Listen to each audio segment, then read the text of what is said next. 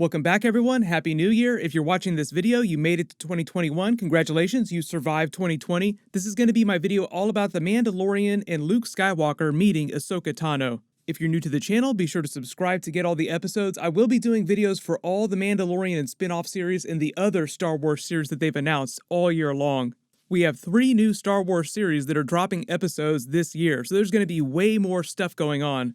Obviously, careful for spoilers for everything that's happened during The Mandalorian so far if you haven't seen all the episodes yet. But after the Ahsoka Tano and Luke Skywalker episodes of The Mandalorian Season 2, a lot of you were asking if Ahsoka Tano knew Luke Skywalker or had ever met him anywhere in the timeline. So this video will explain their relative history together and how Jon Favreau and Dave Filoni are changing things for the better. That's kind of what they're doing with the Mandalorian series, all these spin-off series like the Ahsoka Tano episodes that Dave Filoni is currently writing right now. Those will be filming later this year with Rosario Dawson's Ahsoka Tano, making the entire story of Star Wars better with all the new interactions between all these big main characters. Because of course, Ahsoka Tano would meet Luke Skywalker at some point. That would be one of the most amazing scenes ever. But originally, before they'd ever thought to do the Mandalorian series, before any of those brand new characters that they didn't pluck out of the animated series had been written into the canon, like before they created the Grogu and Mando characters, Ahsoka Tano had canonically never met Luke Skywalker between the events of his birth during Revenge of the Sith and the Rise of Skywalker ending scene in the new movies where you hear Ahsoka Tano's voice with the voices of all the other Jedi. And by the way, a couple years ago, right after the movie came out, Dave Filoni posted about that, implying that just because most of the Jedi's voices who you heard during that scene were dead, were Force ghosts, that didn't mean that Ahsoka Tano was also dead.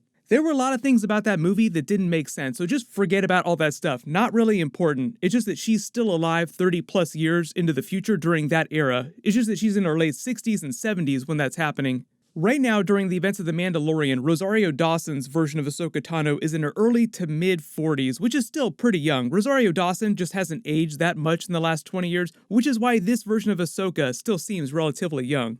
But she's about 17 to 18 years older than Luke Skywalker, just for reference. Luke is meant to be in his late 20s when this scene is happening during the finale. He was born right at the end of Revenge of the Sith, and Ahsoka Tano was almost 18 years old when Order 66 was happening.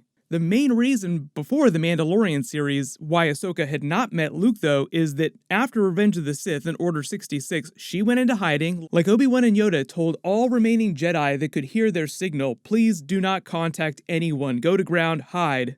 And before their last meeting prior to Mustafar and him getting cooked like crispy chicken, he never told Ahsoka about the secret of Padme being pregnant with the twins. They kind of addressed this during the Clone Wars Season 7 episodes last year, where they were doing the Star Wars version of a Zoom call and you see her with a really swollen belly. He's been hiding all his communications from Obi-Wan and the rest of the Jedi Council, even though they reveal that Obi-Wan knew about their relationship the whole time.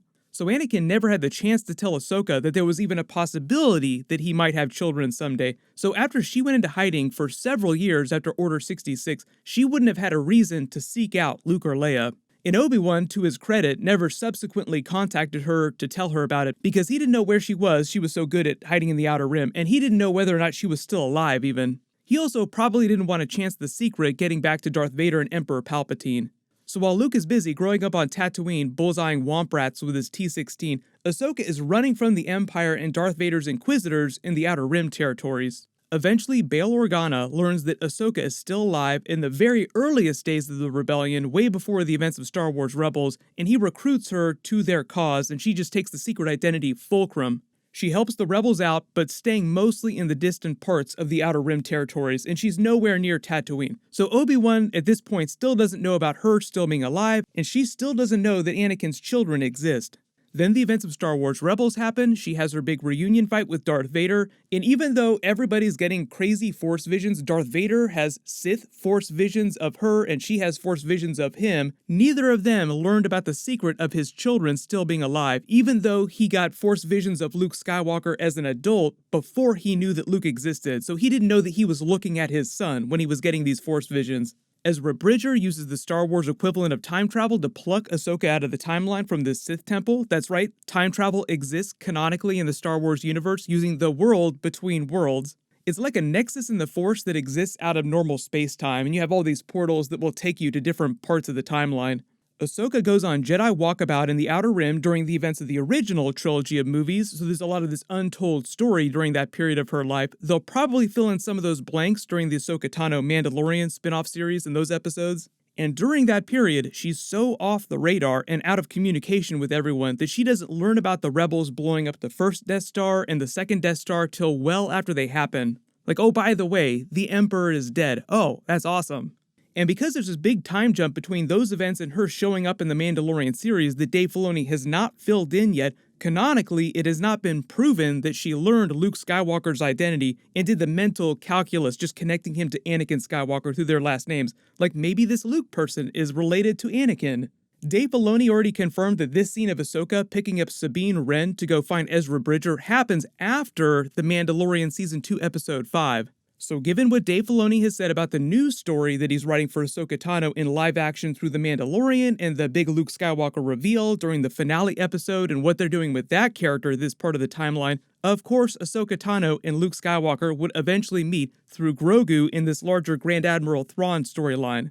Right now, all roads in the Star Wars universe set during this part of the timeline, The Mandalorian, the 4 spin-off series, all lead to Grand Admiral Thrawn, so all the main characters will eventually be tied up in this Thrawn storyline.